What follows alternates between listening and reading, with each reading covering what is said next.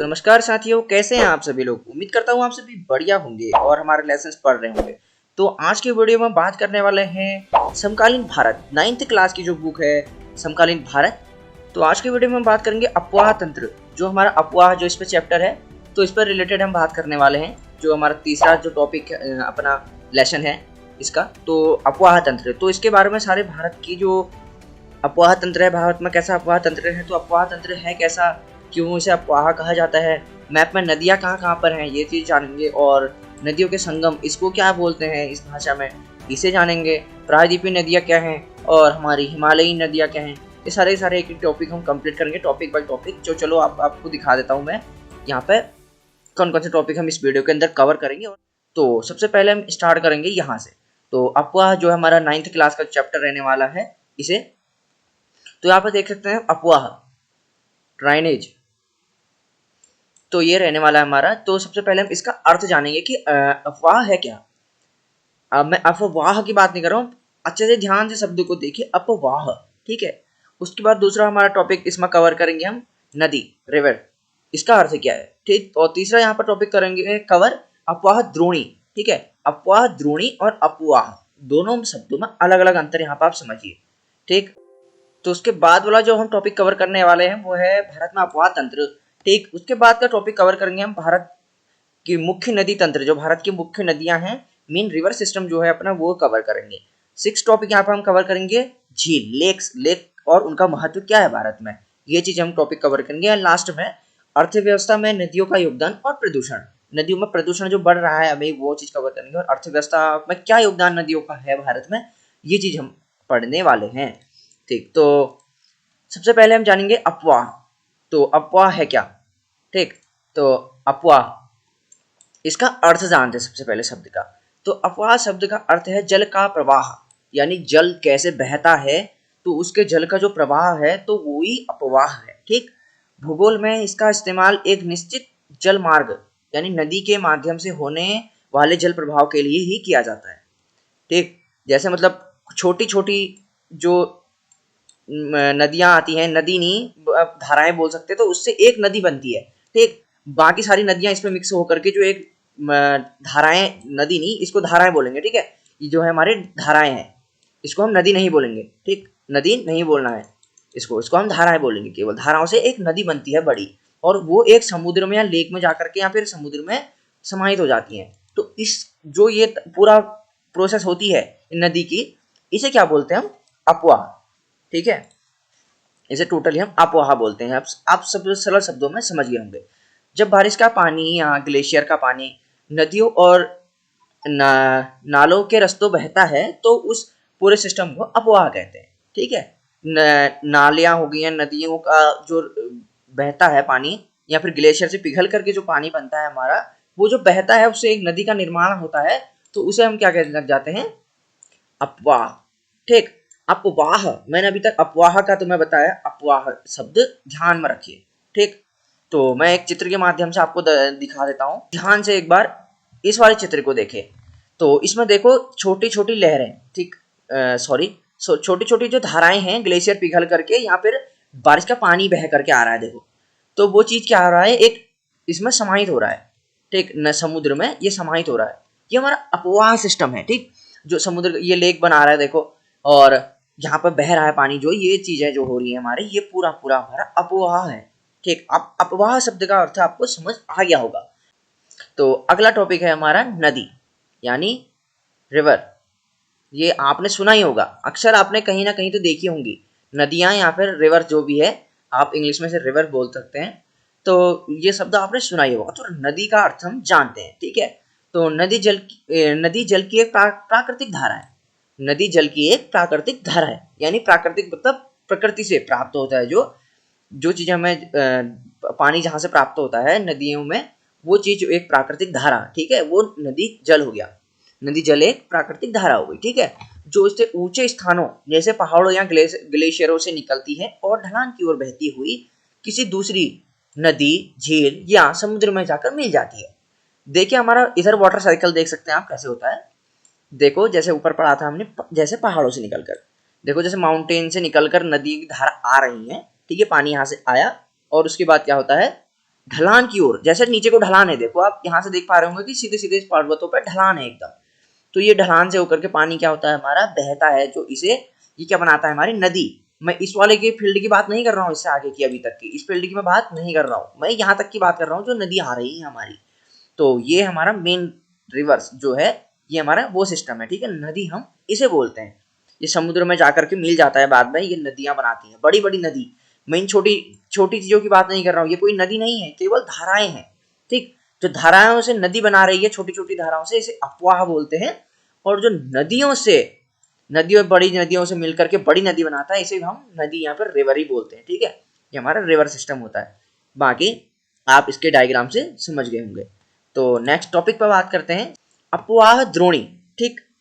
अब मैं अभी तक का अपवाह बता रहा था ओनली, अब इसमें द्रोणी शब्द भी ऐड हो गया है। तो बेसिन, देखो द्रोणी का मतलब है बेसिन का अर्थ, इसको हम समझने वाले हैं, ठीक। अपवाह द्रोणी को समझाऊंगा मैं अब तुम्हें। तो एक मुख्य नदी और उसकी सभी सहायक नदियां मिलकर जिस पूरे क्षेत्र का पानी बहाकर ले जाती हैं, उस पूरे इलाके को नदी द्रोणी या अपवाह द्रोणी कहते हैं। अब एक डायग्राम दिखाता हूं आपको जिससे आप समझ सकें, ठीक है। होता क्या है, जैसे नदी, मैं बोला कि नदी, ठीक, हमारी जो ये गंगा नदी है, ठीक है, इस पे क्या आता है, एक यमुना नदी भी मिलती है, उसके बाद एक बड़ी नदी बनती है ये गंगा नदी, तो जाकर के बाद में बंगाल की खाड़ी में मिल रही है। आप इस तरीके से यहाँ पर देख पा रहे होंगे, जो हमारी गंगा नदी आ रही है वो भी दो जगह से आ रही है। देखो इस मैप पर देख सकते हैं आप, इधर से एक बड़ी नदी बना रही है हमारी गंगा, उसके बाद देखो यहाँ पर यमुना नदी का भी संगम हो चुका है इस पॉइंट पे, तो ये एक बड़ी नदी का निर्माण कर रही है। इसे हम क्या बोलते हैं, अपवाह द्रोणी, ठीक। आप समझ गए होंगे आप। इसका एक लेटेस्ट उदाहरण हमारे पास दिया गया है, जो मैं आपको यही उदाहरण जो दे रहा हूं, तो यही हमारा मेन उदाहरण है। देखो जैसे गंगा नदी और उसमें मिलने वाली यमुना नदी, कोसी आदि नदियां मिलकर उत्तर भारत के एक विशाल क्षेत्र का पानी बहाती हुई ले जाती है, इसे हम गंगा द्रोणी बनाते हैं। देखो गंगा द्रोणी यहाँ पर हमारा बन चुकी है, ठीक। आप समझ में आ गया होगा आपको अपवाह द्रोणी है क्या, और केवल अपवाह क्या है। अपवाह क्या है, छोटी छोटी धाराओं से एक नदी का निर्माण करते हैं। और द्रोणी क्या है, अपवाह द्रोणी क्या है, जो बड़ी बड़ी एक नदियों से मिल करके क्या बनाता है, हमारे एक बड़ी नदी का निर्माण करता है और समुद्र में जाकर के मिल जाता है, उसे हम क्या बोलते हैं, अपवाह द्रोणी, ठीक। अब इतना आपको समझ में आ गया होगा। तो चलो फटाफट से नेक्स्ट टॉपिक में पढ़ते हैं, ज्यादा समय नहीं गवाएंगे। भारत में अपवाह तंत्र, भारत में अपवाह तंत्र कैसा है हमारा, ठीक। तो भारत का अपवाह तंत्र हमारा, यानी ड्राइनेज सिस्टम को मुख्य रूप से दो भागों में बांट दिया, दो समूहों में बांट दिया गया है। क्यों, आपने कभी भी मैप में देखा होगा, हमारा भारत में जो मैप है, तो उस पर दो प्रकार के आपको यहाँ पर पठार देखने के लिए मिल जाएंगे। देखो एक तो क्या होता है, जो इस लेवल तक का एरिया आता है हमारा, यहाँ से यह लेवल का जो एरिया हमारा आता है, ये किस पर चले जाता है, पर्वत श्रृंखला आ जाती है हमारी, हिमालय पर्वत श्रृंखला, ये पर्वत में चले जाता है। और बाकी का एरिया क्या आता है हमारा, पठारी इलाका नीचे को आता है। ये मैप फुल नहीं है यहाँ पे, तो ये हमारा क्या आ जाता है, यहाँ पे पठारी एरिया आ जाता है, ठीक। यहाँ को अलग पठार आ जाता है, हमारी ये हिमालय पर्वत श्रृंखला आती है हमारी, ठीक। ये हिमालय पर्वत आता है हमारा और ये पठार आ जाते हैं, ठीक। तो यहाँ पर होता क्या है, अब इस आधार पर, स्ट्रक्चर के आधार पर दो प्रकार से यहाँ के अपवाह तंत्र को बांट दिया गया है। जैसे देखो हिमालय की नदियां, एक तो हिमालयन रिवर, इनको एक हिमालय रिवर और एक प्रायद्वीपीय नदियां। अब जो मैंने बोला कि जो हमारे मैप में हिमालय वाला एरिया है, तो उसे हिमालयी नदियों के बारे में बांट दिया, और जो नीचे वाला एरिया आता है हमारा, उस वाले मैप के नीचे वाले एरिया को किसमें बांट दिया, हमारे प्रायद्वीपीय नदियां। तो अपवाह तंत्र को दो नदियों के उसमें बांट दिया अलग अलग, ठीक। तो क्योंकि आपको पता ही है क्या होता है कि नदियां इकट्ठी होती हैं और पानी को एकत्रित करती हैं, तो नीचे वाले जो पठारी एरिया के पानी को बहा करके ले जाती हैं वो नदियां, वो सिस्टम, तो उसे प्रायद्वीपीय नदियां नाम दे दिया। और जो हिमालय की पानी को एकत्रित करके ले जाती हैं, ग्लेशियरों के पानी को एकत्रित करके ले जाती है, उन्हें क्या नाम दे दिया, हिमालय की नदियां, ठीक है। तो इन दोनों क्षेत्रों की जलवायु, मिट्टी की बनावट और पहाड़ों की ऊंचाई इतनी अलग है कि इन्हें बहाने के तरीके और विशेषताओं में जमीन आसमान का अंतर आ जाता है। जो मैं आपको बता चुका हूँ, हमारा स्ट्रक्चर अलग अलग है, दो टाइप का है, हिमालय एरिया आता है और हमारा पठारी मैदानी एरिया आता है। जो तो वो दोनों अलग अलग इलाके आ जाते हैं हमारे, तो इस वजह से अलग अलग दो नदियों के रूप में हमें बांटना पड़ा इस अपवाह तंत्र को। तो इस तरीके की हमारी भारत की अपवाह तंत्र है। तो अगला टॉपिक बढ़ते हैं सीधे, हमारा इसको कवर करेंगे हिमालय की नदियां। तो हिमालय की ऐसी नदियां कौन कौन सी हैं जो हिमालयन नदियां हैं। तो हिमालयन नदियां हैं वो क्या किस प्रकार की नदियां हैं, तो वो भी जानना जरूरी है हमें, जो एग्जाम में आपके आएगा। ठीक, तो हिमालय की नदियां ये टॉपिक कवर करते हैं। ठीक है, ये नदियां उत्तर भारत के विशाल पहाड़ों हिमालय से निकलती हैं। ठीक, तो मैं जैसे आपको मैप में बता चुका हूँ, देखो एक बार फिर मैप में आपको दिखा देता हूँ। जो हिमालय नदियां हैं हमारी, देखो ये वाला एरिया जो है हमारा, ये हिमालय एरिया आता है। ठीक है, इससे ऊपर को, तो यहाँ की जो नदियां आती हैं हमारी, उसको हम हिमालयन एरिया कहते हैं, हिमालयी नदियां कहते हैं। ठीक है, ये नदियां जो आ रही हैं यहाँ से, और ये नदियां जो आ रही हैं यहाँ से बहा करके, ये वाली नदियां जो आ रही हैं, देखो व्यास नदी यहाँ है, गोविंद सागर, और गंगा नदी इधर से आ रही है, शारदा, घाघरा नदी, और कोसी नदी, और संगोपो नदी, और यहाँ से जो भी ब्रह्मपुत्र नदी, देखो जो भी ऐसा आ रही है बंगाल की खाड़ी में, यहाँ से गिर रही है नीचे, बंगाल की खाड़ी समुद्र में गिर रही है। ठीक, तो ये वाली हमारी हिमालय नदी आ गई। ठीक है, तो हिमालय की नदियां ये हैं। तो ये नदियां किस टाइप की हैं, इनके प्रकार देखो, 12 मासी। ठीक है, तो इनमें साल भर पानी रहता है, क्योंकि इन्हें बारिश के साथ साथ ऊंचे पहाड़ों की बर्फ पिघलने से भी पानी मिलता है। जो हिमालयी नदियां है हमारा, उसमें क्या होती है, हिमालय में हमारे बर्फ होती है, तो बर्फ से ढकी रहती है, तो ग्लेशियर बनता है। तो ग्लेशियर क्या करता है, पानी बनता है ग्लेशियर से, और हमेशा ये नदियां बहती रहती हैं। इसकी एक ये खासियत है, इसका एक विशेषता है ये। और प्रमुख नदी तंत्र, तो प्रमुख नदी तंत्र कौन कौन सा है यहाँ पे, एक तो हमारा सिंधु नदी तंत्र, इंडस सिस्टम। यह तिब्बत से निकलकर भारत के लद्दाख से होते हुए पाकिस्तान को जाती है। ठीक, तो ये नदी हमारे पाकिस्तान को बहती है, जो कि तिब्बत से निकलती है और भारत के लद्दाख। ठीक, आपको मैं एक बार मैप में दिखा दूं, ये यहाँ से सिंधु नदी हमारी जाती है, यहाँ से निकल करके सिंधु नदी यहाँ तक को जा रही है। ठीक है, ये मैं ऊपर को ले गया हूँ नदी को ज़्यादा, तो ये आप थोड़ा सा ध्यान रखना ऐसा नहीं है। तो नदी यहाँ से निकल करके ऊपर को जा रही है, ये लद्दाख वाला एरिया आ गया आपका, और यहाँ से हमारे कहाँ को जा रही है, पाकिस्तान में जा रही है। तो इसमें एक बांध भी बना हुआ है बीच में, जिससे 80% पानी यहाँ उसके लिए जाता है पाकिस्तान को, बाकी 20% पानी हमारे कहाँ को आता है, भारत में। केवल 20% पानी भारत आता है, 80% कहाँ चले जाता है हमारा, पाकिस्तान। ये भी एक क्वेश्चन है, आपको याद रखना पड़ेगा। ठीक है, तो ये नदी एक नदी तंत्र हमारा सबसे बड़ा यहाँ पर दिखाया गया है हिमालय नदियों का। तो सिंधु नदी तंत्र ये है। ठीक है, गंगा नदी तंत्र, यह भारत का सबसे बड़ा अपवाह तंत्र है। ठीक है, भारत का सबसे बड़ा अपवाह तंत्र है, ये याद रखना मेन। ठीक है साहब, भारत का सबसे बड़ा अपवाह तंत्र गंगा नदी तंत्र है। ठीक है, गंगा सिस्टम, तो ये अपवाह तंत्र हमारा गंगा नदी का सबसे बड़ा है। इसकी मुख्य धाराएं भागीरथी और अलकनंदा है। ठीक, तो मैं मैप पर जाऊं, आपको फिर दिखाता हूँ। हमारी गंगा नदी ये आ रही है, देखो। ठीक है, गंगा नदी आ रही है, इसमें ही यमुना जा रही है हमारी, इसी में ही हमारी भागीरथी नदी जाती है। ठीक, बाकी नदियां देखो आप, ये वाली नदियां सब इसमें मिक्स होती हैं और बड़ी नदी बना करके पानी को यहाँ गिराती है। एक सबसे बड़ा हमारा ये सिस्टम हो चुका है। ठीक है, फिर है ब्रह्मपुत्र नदी। तो ब्रह्मपुत्र यह तिब्बत, भारत और बांग्लादेश से होकर बहती है। ठीक, तो ये वाली नदी भी ऐसे बह रही है हमारी। ठीक, ये हो गया हमारा हिमालय नदियों का सिस्टम। तो दूसरा टॉपिक था हमारा प्रायद्वीपीय नदियां। ठीक है, तो प्रायद्वीपीय नदियां, ठीक, तो इस ये है हमारी, ये दक्षिण भारत के पठारी भागों से निकलती हैं। देखो आपको हिमालय वाली तो मैंने नदियां दिखा दी हैं, अब हमारे नीचे पठारी वाले एरिया में आ जाते हैं। ठीक है, पठार वाला एरिया, हिमालय वाला तो दिखा दिया मैंने आपको, पहाड़ी वाला। नीचे को जो प्लेन एरिया आता है, मैंने बोला आपको, एक बार फिर दिखा दूं, आपने वीडियो स्किप की हो तो मैं एक बार फिर बता दूं आपको। जो हमारा मैंने बोला था कि ये वाला एरिया आता है, हिमालय के बाद वाला एरिया जो नीचे का आता है हमारा, ये वाला एरिया आता है जो नीचे को, ये वाला एरिया जो आ रहा है इसके बाद वाला, तो ये एरिया कौन सा आ जाता है हमारा, ये पठारी एरिया है, पीला वाला। ठीक है, यहाँ से नीचे तक का, एकदम श्रीलंका तक का जो है नीचे, वो कौन सा एरिया है, वो है हमारा पठारी एरिया। ये हो गया हमारा पठार, मैं माउस से थोड़ा लिखने की कोशिश कर रहा हूँ। और ये क्या हो गया हमारा, हिमालयन वाला हो गया। ठीक है, ये हिमालय वाला हो गया। तो इस इन नदियों को क्या बोला गया है, पठारी वालों को प्रायद्वीपीय नदियां। ठीक है, मौसमी, ये नदियों की खासियत क्या है, विशेषता क्या है, ये मौसमी होती हैं, सीजनल, ये प्रमुख रूप से बारिश पर निर्भर होती हैं, और गर्मियों में इनका पानी काफी कम हो जाता है। तो ये प्रमुख रूप से क्या है, बारिश पर निर्भर, जब बारिश होती है तभी ये नदियों में पानी आता है, वरना नहीं आता है। गर्मियों में इनका पानी क्या हो जाता है, काफी कम लेवल तक आ जाता है। ठीक, इन नदियों क्या है, बारिश पर निर्भर है। हिमालय को क्या होता है, बर्फ पिघलती है, तो ठंडा रहता है, तो नदियों में पानी हमेशा रहता है। और पठारी वाले इलाकों में हमारे गर्मी आती है, तो वो पानी नदी का सूख जाता है और ये नदियाँ कमजोर हो जाती हैं। तो इनकी मुख्य नदियाँ कौन कौन सी हैं हमारी पठारी वाले इलाकों में? पश्चिम की ओर बहने वाली नदियाँ, तो नर्मदा नदी और तापी नदी, ये अरब सागर में गिरती है, ठीक। तो ये नदियाँ अरब सागर में हमारी गिर रही हैं। एक बार मैप में जाऊँ, आपको मैं फिर दिखाऊँ।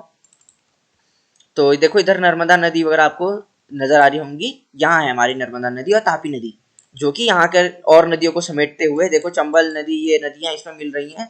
तो ये यहाँ से इधर अरब सागर को गिरा रही है इस पानी को, ठीक है, पूरा इकट्ठा करके ले जा रही है। तो ये पठारी वाला इलाका हमारा आ जाता है, ठीक है। यहाँ से हमारा हिमालय वाला एरिया आ जाता है ऊपर, ये हमारा पठारी एरिया है, ठीक। तो ये वाला इसके पानी को, ये इतने नदियों के पानी को बड़ा सिस्टम है, इसे यहाँ से ले जाती है, ठीक है। और उसके बाद हम फिर बढ़ते हैं अपने दूसरी नदी के ऊपर। हमारे पूर्व की ओर बहने वाली नदियाँ पूर्व की ओर जा रही हैं, ठीक है। गोदावरी, महानदी, कृष्णा, कावेरी और बंगाल की खाड़ी में गिरती हैं ये नदियाँ, ठीक है। गोदावरी नदी, महानदी जो है, ये नदियाँ बंगाल की खाड़ी में गिरती हैं, जो ऊपर पूर्व की ओर जाती हैं हमारी, जो कि ऊपर हिमालय की ओर को बढ़ रही है। बंगाल की खाड़ी आपको मैप में पता होगा कहाँ पे, तो वहां गिरती है, ठीक। इनकी विशेषता क्या है? ये हिमालय की तुलना में पुरानी और छोटी है, ठीक। पुरानी नदियां भी हैं, तो बारिश से बनती हैं, पुरानी नदियां हैं, और छोटी भी हैं, ठीक है। इनकी घाटियां उथली कम गहरी होती हैं। देखो ये नदियां कैसी होती है, आप डायग्राम देख सकते हैं, ये इस तरीके की नदियां हैं, ठीक। तो इसमें पानी ऊपर ऊपर बहता है और काफी कम गहरी होती है।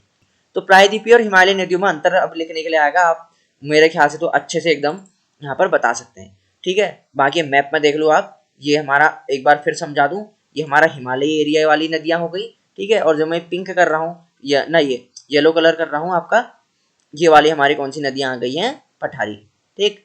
आप समझ गए होंगे, ये हमारी पठारी नदियां हो गई। और ये इससे ऊपर को जो एरिया आ रहा है हमारा, ये कौन सी हो गई? हमारी हिमालयी नदियां, ठीक है। ये पठारी, ये हिमालयी नदियां, ओके, ठीक है, समझ में आ गया होगा बाकी अच्छे से। तो अब बढ़ते हैं, लास्ट हमारा इधर वाला टॉपिक है हमारा झीलें, लेक्स, यानी लेक किसे कहते हैं, ठीक।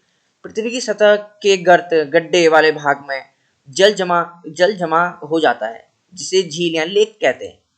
जो पृथ्वी की सतह है, गड्ढे हैं, उन भागों में जो जल जमा हो जाता है, भर जाता है, उसे हम क्या कहते हैं? झील। तो इसका मेन उदाहरण मैं आपको दूं एक, देखो सरल शब्दों में, जब चारों तरफ की जमीन से घिरा हुआ हो और एक बड़ा जल क्षेत्र होता है, तो उसे हम झील कह देते हैं। क्या होता है? देखो इधर से भी मिट्टी रहती है बड़ी, और इधर से भी बड़ी मिट्टी रहती है, ठीक है। तो इसमें जो बीच में जो गड्ढा बनता है, इसके अंदर क्या होता है? ये तो हमारा अंडरग्राउंड आ गया, ठीक है, धरती आ गई है। जो बीच का एरिया आ गया, इसमें क्या होता है? हमारा जल भरना स्टार्ट हो जाता है, ठीक। इस एरिया में हमारा जल भर जाता है और ये चारों तरफ से बंद होता है, ठीक। ऐसी ही सेम कंडीशन आगे से भी ये बंद रहता है, ठीक।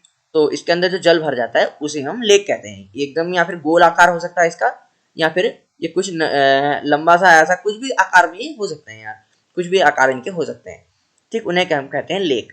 और तो लेक की एक मैं आपको डायरेक्ट वो दिखा दूं यार उदाहरण। तो हमारा देखो नैनीताल लेक, आपने ये लेक का नाम सुना ही होगा, लगभग लगभग आपने नाम सुना ही होगा। जो कि क्या है? देखो इधर से भी इसमें पहाड़ियां हैं ऊंची ऊंची, इधर से भी इसमें पहाड़ियां आ गई हैं ऊंची ऊंची सी, ठीक है। और इधर की साइड भी ऊंची ऊंची पहाड़ियां इस पर आ गई हैं, और बीच में गड्ढे में जो है पानी भर चुका है। काफी हजारों फीट नीचे गहरी एक लेक है ये, जिसमें पानी भर रहा है। तो इसे हम क्या कहते हैं? लेक। ये क्या होता है? लेक। जहां पर पानी इकट्ठा होता है गड्ढों में, चारों तरफ की दीवारों से जिस गड्ढों में पानी इकट्ठा हो जाता है, वो हमारी लेक्स कहलाती हैं, ठीक है। तो लेक आप समझ गए होंगे आराम से। तो ये हमारी लेक हो गई। तो झीलों के प्रकार क्या क्या होते हैं, ठीक। तो भारत में झीलों को उनके बनने के तरीके और पानी के प्रकार के आधार पर बांटा गया है, ठीक है।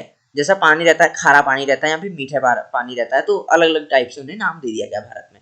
तो मीठे पानी की झीलें, तो फ्रेश वाटर लेक्स, जहाँ पर मीठा पानी रहता है जिन झीलों में, उनको क्या कहते हैं हम? मीठे पानी की झीलें। तो एक हमारा प्रकार की कौन सी झील होगी? मीठे पानी वाली झील है।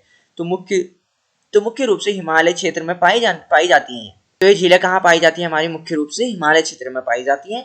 और इनका निर्माण हिमानियों यानी ग्लेशियर, यानी हमारा बर्फ से, आइस से इनका निर्माण होता है, जिसमें मीठा पानी ये भर जाता है, ठीक। और खारे पानी की झीलें, उसके बाद आती है हमारी खारे पानी की झीलें। तो सल्ट वाटर लेक्स, इसका पानी खारा होता है, यानी नमकीन होता है, नमक होता है इस पर, ठीक है। नमक वाला पानी आ जाता है हमारा, ठीक। नमकीन पानी यानी खारा पानी हम जिसे कहते हैं, नमक होता है इसमें। और अक्सर इनमें नमक पाया जाता है, ये आपका यहाँ पे भी आएगा, ठीक है। उदाहरण जैसे राजस्थान की सांभर झील, जो हमारा राजस्थान की सांभर झील है उसमें नमकीन पानी यानी खारा पानी हमारा रहता है। तो झीलें भी आप समझ गए होंगे, झीलें क्या है? पृथ्वी की सतह के गर्त यानी गड्ढे वाले भागों में जहाँ जल जमा जाता है उसे झील कह देते हैं, जो मैं नैनीताल झील आपको दिखा चुका हूँ। अंतिम झील आती है हमारी लेगोन। लेगोन झीलें होती हैं जब समुद्र का पानी तटीय क्षेत्रों यानी बालू के अवरोधों के कारण अक्सर जमा हो जाता है, जो उसे क्या कहते थे हम? लेगोन।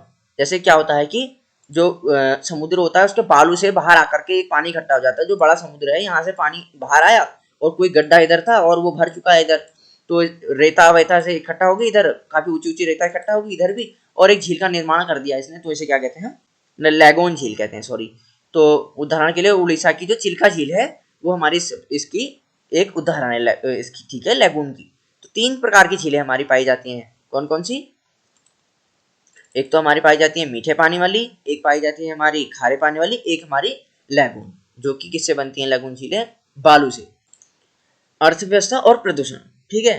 तो नदियां हमारी अर्थव्यवस्था की क्या है? रीढ़ है, यानी रीढ़ मतलब बैकबोन। आप बैकबोन समझते होंगे, हमारे पीछे पीठ में जो रीढ़ होती है, हड्डी होती है, तो वो है। नदियां अगर ना हो तो पानी की कोई व्यवस्था ही ना हो पूरी देश में, ना सिंचाई हो पाएगी, ना खेती हो पाएगी, कुछ भी नहीं हो पाएगा, ना बिजली बन पाएगी। तो इसलिए क्या है, हमारे भारत की अर्थव्यवस्था जिससे चलती है, हमारा अर्थव्यवस्था इधर उधर चल रही है, काम हो रहे हैं, वो किससे हो रहे हैं? पानी से हो रहे हैं आधे, तो ठीक है, इनका बहुत बड़ा योगदान है। लेकिन अफसोस, बढ़ते शहरीकरण और उद्योगों के कारण इसमें क्या हो रहा है? कचरे ने नदियों को प्रदूषित कर दिया गया है। तो हमारे जो उद्योग ज़्यादा बनते हैं, यानी फैक्ट्रियाँ ज़्यादा बनती हैं, सब चीज़ बनती हैं, तो उन चीज़ों से क्या होता है, हमारा इस पर कचरा हो जाता है और नदियाँ हमारी क्या हो रही हैं? प्रदूषित होती जा रही हैं। और नमामि गंगे जैसे प्रोजेक्ट इन्हें बचाने की कोशिश कर रहे हैं। नमामि गंगे एक प्रोजेक्ट यहाँ पर सरकार द्वारा योजना दी गई है, जिससे क्या कर रहे हैं, ये हमारे इसको बचाने की कोशिश कर रहे हैं गंगा को, ठीक है। तो उम्मीद करता हूँ यार आपको सारा का सारा लेसन पूरा टोटली मेरे ख्याल से तो समझ में आ गया होगा कि क्या क्या चीज़ें हैं इसमें करके मैंने इन टॉपिक को कवर करा है। पूरा टॉपिक आपका लेसन जो है कंप्लीट हो चुका है। इसी के साथ मैं मिलता हूँ नेक्स्ट वीडियो में।